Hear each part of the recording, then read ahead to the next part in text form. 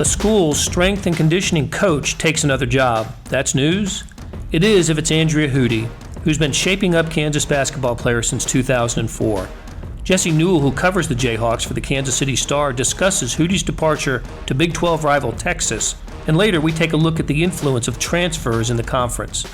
All this on SportsBeat KC, the Star sports podcast sponsored by Big O Tires. It's Monday, August 19th. Jesse Newell, the Star's beat writer for the Kansas Jayhawks, joins us. And Jesse, I was struck by the reaction to the story that emerged late last week that Andrea Hudy, the team's strength and conditioning coach, was leaving Kansas for Texas. Now, this happens, right?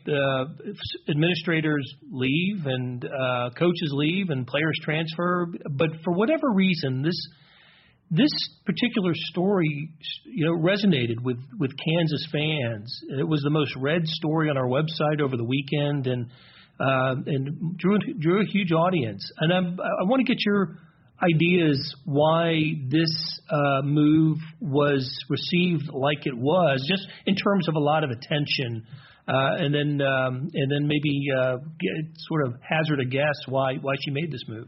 Yeah, I think you start, Blair. It's sort of interesting where she falls into, because if you go read some of the Texas stories about this, it's sort of the same sort of tone that you kind of brought up here, which is like, normally we wouldn't write much about a strength conditioning coach, but in this instance, this is kind of a big deal because it's Andrea Hudy. And the thing about her that is maybe a little bit different from most strength and conditioning coaches is just sort of the celebrity profile she took on at Kansas, not only because she had been at Kansas so long, and also because she's obviously a female in what has been a male-dominated industry, but she has done an amazing job. I mean, I can't think of a person who's more well respected, outside of Bill Self, obviously, at the University of Kansas when it comes to the athletic department, than Andrea Hudy, because, we went down this in the story that Gary Bedore and I wrote on her, but, she's won National Strength Coach of the Year awards from the National Strength and Conditioning Coaches Association. She won the Impact Award for doing things and kind of moving the industry forward.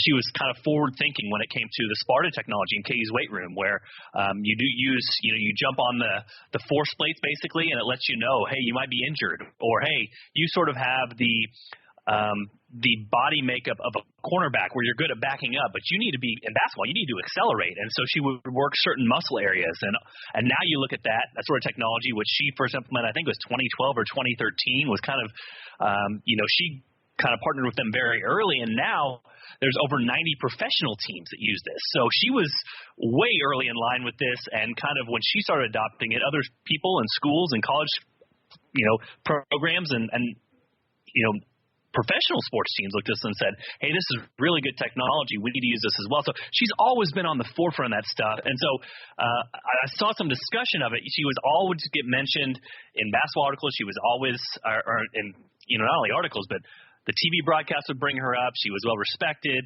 And I think, and to a person, I think this is true, I think she was the second most visible person in the Kansas basketball program outside of Bill Self. I mean, I think more people would have name recognition from her or face recognition from her than they would with Curtis Townsend and Norm Roberts and Jerrance Howard. And when you talk about Norm and Curtis in particular, they've been with Bill Self basically just as long as Andrea Hudy has, but people associate with her.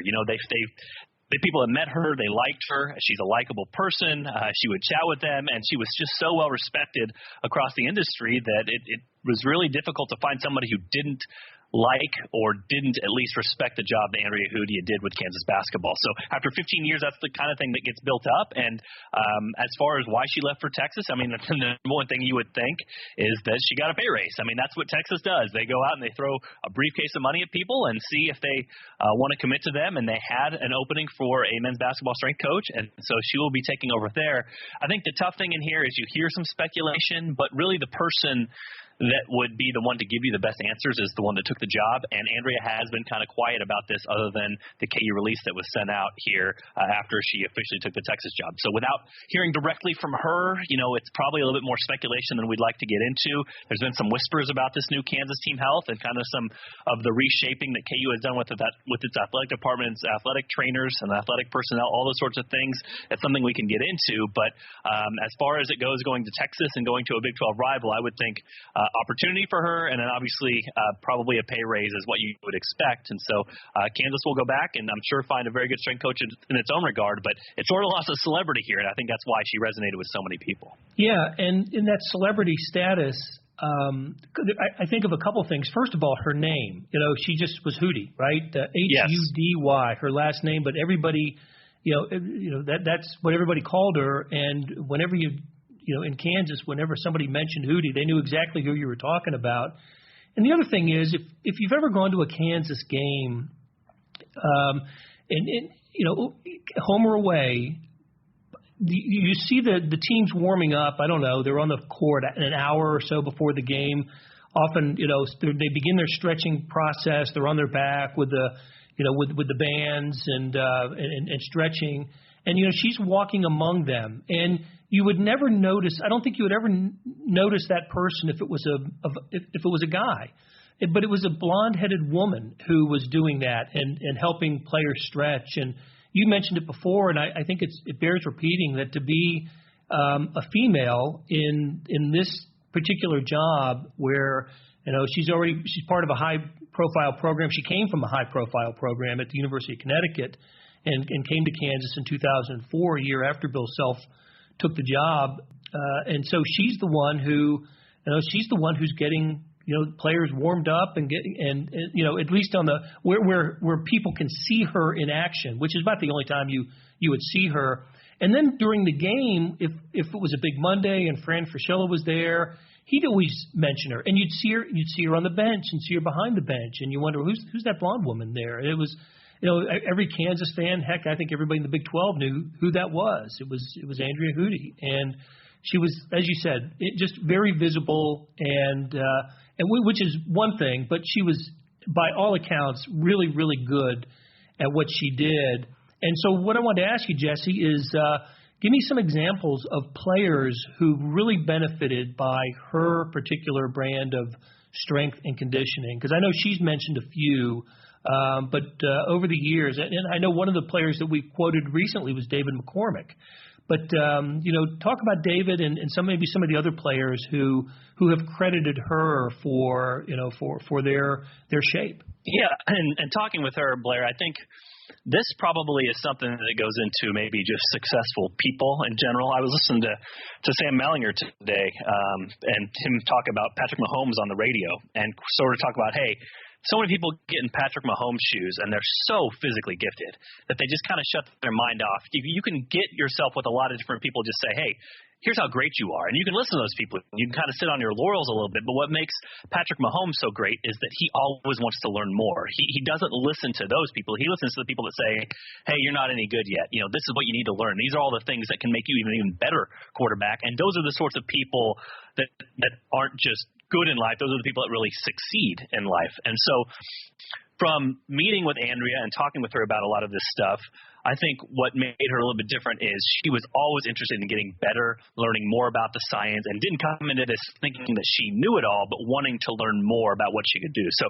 what you're talking about, she came out with a book, and again, we're talking about well-respected. She wrote a book a few years ago called Power Positions, and this is sort of what I was talking about, the force plate technology, where she was using the science of this to cater her specific techniques or certain workout techniques to certain players, because in basketball, you need different skills and different muscles to work than you do in football. And she would even break it down like with football players, even though she wasn't the football strength and conditioning coach, but like some of them, like cornerbacks, you need to back up. If you're a quarterback, that takes different muscles than if you're a running back. You run forward, or a wide receiver, you need to run forward and pivot very quickly and move those muscles. So some of the greatest success stories I think of, you can think of some strength coaches like, I'm just going to bulk this guy up.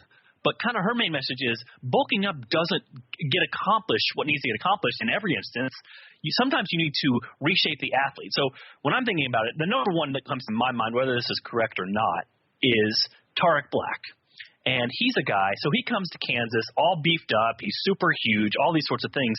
And she works him into more of a basketball athlete rather than a tight end. Because if you remember, he had some attention from NFL teams to potentially be a tight end because, again, he had trouble stopping. And that's for football. You don't have to stop as much. In basketball, you got to stop, run back to the other end. So in his 1 year, not only did he transform on the basketball court, but he became more of a basketball athlete thanks to some of this force plate technology.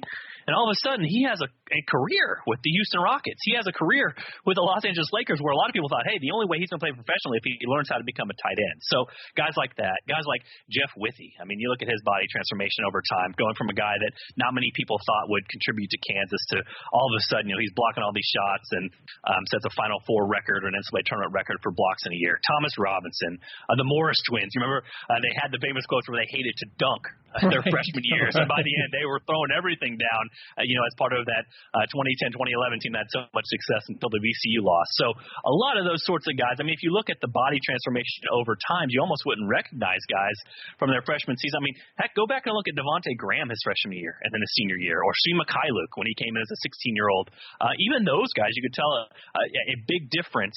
But I think what she did the most, or maybe did the most effectively, was not only getting those players to be basketball players and reworking the muscles so that they could pivot and run back and forth and stop in a hurry, all those things that basketball players need to do, but also the injury prevention part of this. If you look over time, Kansas did a great job of keeping their players not only in shape but on the court. And if you look at, if you look at over the years for KU and Bill Self, sometimes you had freak injuries. Sometimes you had, Udoka Azubuike hurting his hand or his wrist and some freak injury accident. But you didn't see many stress fractures. You didn't see many of those repetitive tear injuries. And KU was sort of famous for doing a lot of recovery exercises to keep those guys in great shape. And listen, Bill Self put the pedal to the metal to a lot of those guys. You think about Devon Dotson playing 45 minutes in a game, or Devontae Graham playing the whole time in like 22 or 23 games his senior year, but those guys stayed on the court. So I think she got a lot of credit for that, and very much deservedly so, because she was at the forefront of her field when it came to all those topics, because she was so curious about her craft and about what it took to make athletes really good. Okay, and just a few notes about her. In 2013, she was named the National Strength and Conditioning Coach of the Year by the National Strength and Conditioning Association. She coached 39 student athletes who went on to play in the NBA. She was at UConn, where she oversaw the men's and women's program, which I understand she's going to do at Texas as well. She was the trainer for two men's basketball, 5 women's basketball, and 1 men's soccer national championship team. So she was an integral part of successful teams, and of course the 2008 NCAA championship team at Kansas, 2 other Final Four teams at KU. I imagine she's got a lot of jewelry in her jewelry box, and I imagine that would be attractive to any program. And I would imagine it would also take a program with the financial might and national championship desires of Texas to lure her away from Kansas, where she was obviously greatly appreciated, and I don't know. I kind of saw her as someone who might finish her career there. I don't know how old she is. She doesn't seem like seems like she's got a lot of years left in her profession. But she's gonna. I think it's fair to say that she will absolutely be missed in Lawrence.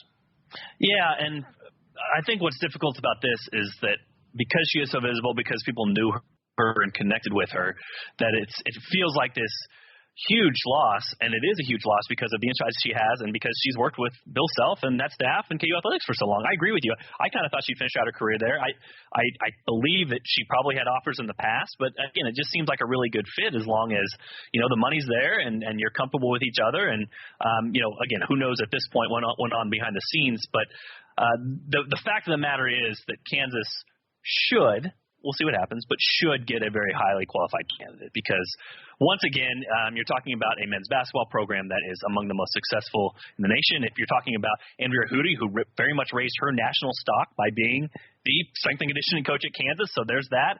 And you're also getting to train NBA-type level athletes, which the people at the top of the profession, you want to train the best. So KU should have great candidates for this, and we'll see who gets that job because it should be well sought after. But as you mentioned, Blair, I think it's a surprise to a lot of fans and to even us in the media that she just had kind of been a staple of Kansas basketball. So for her to not be there, and then for her to even, you saw like on Instagram and on Twitter, to have that burnt orange shirt on with the Longhorn, that is going to take some getting used to, because I think a lot of us associate her with Kansas and figured that might not change for a long time. As we break, let's hear from Andrea Hudy, who in 2018 sat down with star reporter Katie Bergen for an interview. And when we return, Jesse Newell and I will pick up the conversation about the influx of transfers to the Big 12 this season. Again, I grew up, I was the youngest of 5 kids, and my parents were teachers. So coaching is teaching, teaching is coaching. I don't get wins and losses, so we have to have a results-based environment. So the results are we increasing performance? Are they healthy? Do they feel good? Because 18 to 22-year-old people in general shouldn't hurt, but especially them, you know. So I didn't want to hurt as an athlete. I wanted to be the highest performing person that I could be. So the whole journey, I think, started as an athletic female in a small town. I could go into a gym and grab the rim on a basketball thing.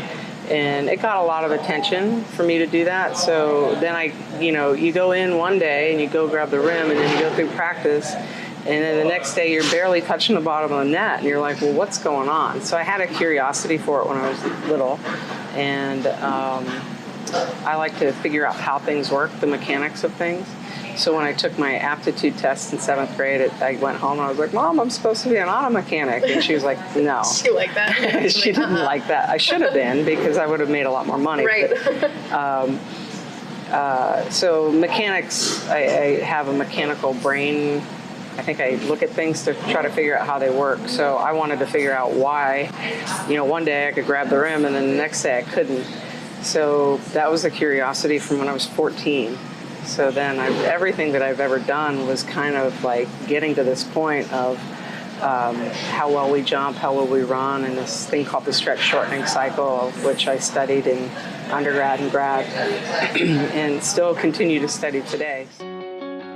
Why buy tires now? That's easy, because you'll save big right now at Big O Tires. Save $100 on a set of Big O brand tires with paid installation, but only for a limited time. And when you purchase using your Big O credit card, save an additional $50 for a total savings of $150. We told you this was big.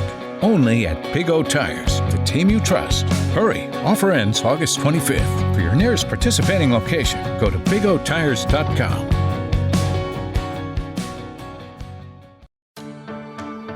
Hey, it's Blair. Hey, we have a special subscription offer for SportsBeat KC listeners: unlimited digital access to the Kansas City Star's award-winning sports coverage. Sign up now for 1 year of Sports Pass for access to all the sports news, features, and columns we have to offer.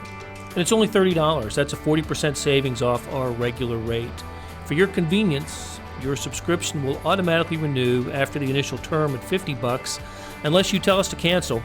A lot of subscription services won't tell you that. They'll just sneak it on there. We just told you. Your subscription helps support the sports coverage of kansascity.com and the Kansas City Star. Please visit kansascity.com/SportsBeatKC offer to get this special offer. And as always, thanks for listening. All right, we're back with Jesse Newell, who covers Kansas for the Kansas City Star and the Wichita Eagle. I forgot to say earlier, but no, you do, along with Gary Bedore. And it's, we're at that time with the school year's just starting, so students are arriving. Of course, basketball players and athletes have been on campus for a while. It's been the usual busy summer over in Lawrence for basketball. A lot of alumni back, and always activity in Allen Fieldhouse. I'm always interested in looking ahead, though, and checking out what Big 12 basketball is going to be about in 2019, 2020. And one thing I determined, Jesse, as I started to look into it is the Big 12, like most of college basketball, in fact, I would say all of the major conferences, will be heavily influenced by the graduate transfer. Now, most of the Big 12 schools have at least one, if not a graduate transfer, then a transfer who had to sit out last year and becomes eligible this year. in their starting lineup. I bet more than half do. Kansas, I'm not so sure. It just depends on how we look at Isaiah Moss. The guard from Iowa who will bring some perimeter shooting to KU. We'll talk about him in a minute, but first I wanted to just go down a little quick list of who to expect in the Big 12 this year. Texas Tech, which went to the national championship game with 2 graduate transfers in their starting lineup, could have 2 more again this year, and one of them is Chris Clark, who did not play at Virginia Tech last year. He sat out for a discipline reason, but was very good for the Hokies 2 years ago. A great defender and a player who some people think should be a preseason all-conference selection. Also, T.J. Holyfield, who transferred from UT Arlington, averaged about 13 points and 7 rebounds, becomes eligible right away. Another one who I think will be an instant impact player is Jonathan Laurent, I don't know how he pronounces his name, at Oklahoma State. Transfers from UMass, where he led the Atlantic 10 in three-point shooting last year. Oklahoma State also had a terrific recruiting class. They bring in Laurent, and what's interesting about Oklahoma State is they bring back their entire starting lineup. Now the Cowboys finished in ninth in the Big 12 last season, but with the talent that Mike Boynton is bringing in and having all of the starters back, I think there's reason to think that Oklahoma State's one of the programs in the Big 12 that'll take a step forward this year. But let's talk quickly about Isaiah Moss. I know we've discussed him before. Has your thinking changed at all about how Kansas might use him? As I recall, Jesse, you were kind of on this fence about whether he's a starter or not. Yeah, it's so early, and without him even showing up on campus yet, I think he had like a job internship this summer, so he's not even with KU. We didn't even get to see him in the summer scrimmages. It's really difficult to kind of parse through what he might mean to the Jayhawks or what even they think they're getting with him when you're talking about the coaching staff who was able to land him late in the process. But if you look at his overall numbers, the three-point shooting stands out to you, and that's something that KU desperately needs. So that is sort of the niche that he can provide for Kansas. And also maybe a little bit of perimeter defense. Some of the reports on that are mixed, but if you look at some of the synergy numbers out there, the people or they go and kind of log game by game how he was able to do, they're sort of encouraging that he can get out there and sort of defend three-pointers. He's had some quotes about getting out and defending guys that way too. So if the effort level is there and the desire is there defensively, a lot of times you can fix some of the other things that need to go on there.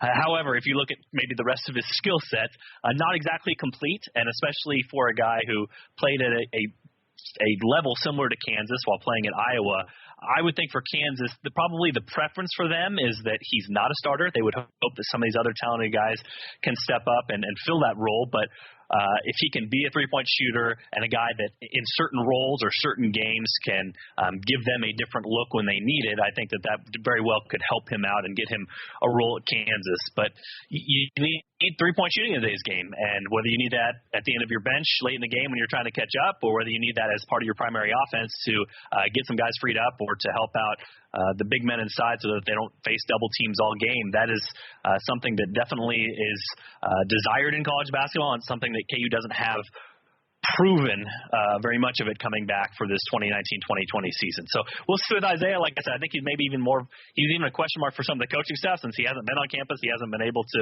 do a lot of things that his teammates have done so far this season. But if I'm looking at it, the way they got him late in the process with what they needed, and then also some of the guys they have coming back and the depth they have coming back, to me he seems more like a nice bench fit than he does a guy that you want in the starting lineup to start off the year. And we'll see what he develops into. But for KU, they've had some successful transfers in the past. We'll see if he becomes the latest one. I think the team that you look out for, as you mentioned, Blair, is Texas Tech, just because we saw last year how much that those graduate transfers could carry them and how well that Chris Beard can coach those guys very quickly and get the most out of them. So if Texas Tech's able to pull that off again, they very well could compete with Kansas for the Big 12 title, just as they did last year, and able to end that long streak that the Jayhawks had. Right. Let me make a correction. Something I said earlier. T.J. Holyfield, from who's one of those Texas Tech graduate transfer, comes from Stephen F. Austin, yep, and not Texas Arlington, because That would be TCU's Edric Dennis, who at UT Arlington last year averaged 14.3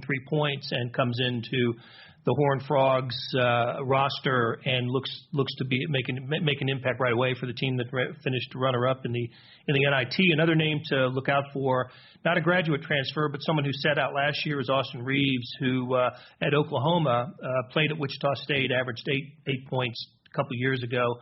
I think he could get a starting role for the Sooners. Of course, it's a two-way street. It's not just players coming into the Big 12. There's some who have left. Kansas lost K.J. Lawson to Tulane, I believe, is where he is headed. And another program that you just wonder about where everything stands is West Virginia. Finished last in the Big 12 last year, had a rough season, and Bob Huggins kind of made it clear he wanted to start over with a new roster, or as much of a new roster as he felt comfortable with. And he loses Beetle Bolden has moved on, the guard. And I think he is off to Alabama, and Lamont West is at Missouri State, which is an interesting destination for Lamont West. So two-way street when it comes to the graduate transfers. There are more in college basketball and college sports, but especially college basketball than ever before. I think that it's a reaction to the amount of money that comes into college sports that doesn't find its way to the athletes. Coaches get paid more. Facilities are nicer than they've ever been. There are just all kinds of ways to spend the money that comes into college sports. One of them is not paying the athletes, although they do get the cost of attendance. They get more than they've ever gotten, but it really is just a trickle of what the coaches receive and administrators and money that goes into facilities. So I think what the NCAA and colleges have done is made it easier in some respects for athletes to get what they want, and one of those things is something akin to free agency in college basketball, college sports, but especially against college basketball, and we're seeing that. I think I saw a number where it's up to several hundred, maybe 600 or 700 players this year will start the season in Division I on new rosters than the previous year, or will have gone to at least a second school. What we're seeing is some players ending up at a third school. I mentioned Edric Dennis for TCU. He started at Jackson State and then went to UT Arlington, is now at TCU. I remember Tariq Owens for Texas Tech last year. Started, I think, at Tennessee, went to St. John's, and ended up playing for Texas Tech in the national championship game. So I think it's something we will, until maybe the NCAA decides to change some things, and they are talking about making some changes here, making it a little more difficult to transfer. Programs are going to take advantage of this, and Big 12 schools, by and large, because of the success that they have on the national level, the exposure they get, Big Monday and all their games on an ESPN network, will be probably on the receiving end of good players when it comes to these graduate transfers. Yeah, and it depends on the school, too, who has the history with it. We've seen schools, again, Texas Tech is going to get transfers now because those guys stepped in right away and were really good. You talk about back in the day, it was Fred Hoiberg at Iowa State. He showed Absolutely. That you could bring a transfer in and he would play you right away and you had success. You can move on to the NBA. And I think you're right, Blair, when you talk about the transfer market. I know you kind of get the grumblers out there that, you should stick with it, you should stick it out, all those sorts of things. But student athletes right now have very few rights, if we're being completely honest about it. And for people to seek out the best opportunity for themselves, whether that's because the coach that they were recruited to changed, or the situation around them changed, or they just want a different option or a different path, I don't think anybody should be faulted out there for looking out for the best for what themselves, the best for themselves. And also not only that, I mean, perhaps the best route for them to play professionally someday. And so, if you're looking out for your best interest, that's what you should be doing. That's what we all do in life. And I think nobody should be faulted for that. And like we talked about, a lot of those things might change come kind of right from under their feet, whether you get a different coaching change, you get two more recruits that you didn't think were coming, you had to switch positions, whatever the case may be. And let's not act out there like sometimes coaches don't run players off from school either. That is another part of this that we don't talk about. It's just a little bit more hidden. So I'm for anything that allows these student athletes to, like I said, don't get paid, and you talked about that, don't get officially paid, make a lot of money for their schools, for them to have some rights out there and for them to be able to get a fresh start other places. I think that's good for them, and if they can succeed with that, as we've seen many of these transfers do, then all the best for them. Well, and you mentioned somebody in our first segment who I think is maybe the poster child for having a transfer really work out well for him, and that's Tarek Black, who started his career at Memphis, transferred to Kansas, had the 1 year of eligibility, wasn't an all-conference level player at Kansas, but took full advantage of the level of competition. And is he still active in the NBA?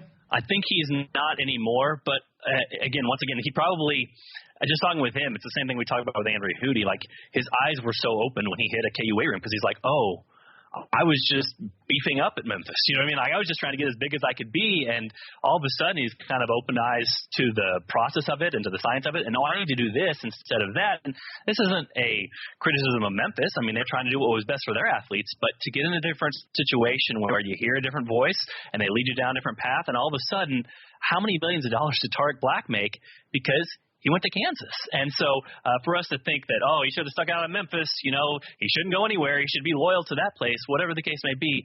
No, he needs to do what's best for Tarek Black. And what was best for Tarek Black, obviously, was to go to Kansas, get a fresh set of ideas, and to learn under a different coach, and it made him millions and millions of dollars. So if that's available for other athletes, they should take advantage of it as well. And I hope other athletes are able to take advantage of that and get to situations where they feel like they can succeed. Very good, Jesse. Hey, it was great talking to you. Great to catch up, and we will talk to you again soon. Sounds good, Blair. Appreciate it. Links to the stories we discussed can be found in the show notes and on kansascity.com. Thanks to producer Kathy Liu and technical advisor Leah Becerra for putting together today's show. And thanks to our sponsor, Big O Tires. We'll be back Tuesday for another episode of SportsBeat KC. And as always, thank you for listening.